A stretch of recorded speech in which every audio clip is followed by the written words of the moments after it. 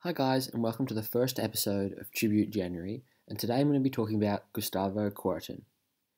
Gustavo Kuerten, also known as Guga, was born on the 10th of September 1976 in Florianopolis, Brazil, the same place where he currently resides.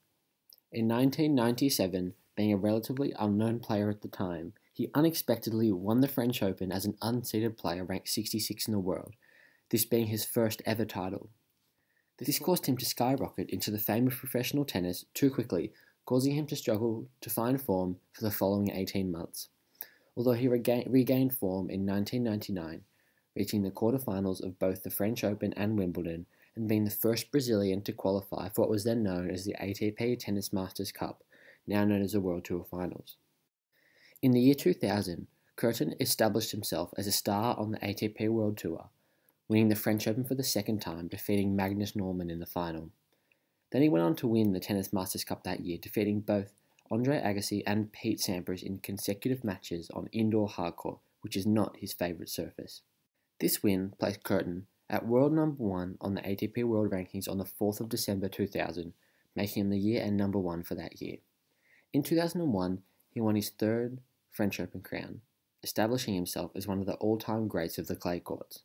On top of this, he held the number 1 ranking for the majority of the season and led the ATP in prize money for the second consecutive year. Unfortunately, injuries and form slumps never allowed Kuerten to return to the top 10 after the loss of his 2001 French Open victory ranking points, as he battled on the tour for another 6 years, struggling with hip injuries and surgeries, and never being able to play on the tour consistently enough to return to his former glory. Despite this lackluster ending to his career, Kuerten will always be remembered as a pioneer of South American tennis, specifically Brazilian tennis, and also being one of the all-time greats on the red dirt. Currently, Gustavo is just living his life with his wife and 2 children in the same city he grew up in, Florianopolis, Brazil. He's always been involved in charity work helping the disabled, and also got the honour of lighting the Rio Olympics cauldron at the 2016 Olympic Games. Thanks so much for watching the first tribute of Tribute January. Please like the video if you enjoyed it, and to stay tuned to Tribute January this month, hit the subscribe button. And as always, comment down any advice or video suggestions you have down below, and I'll see you soon.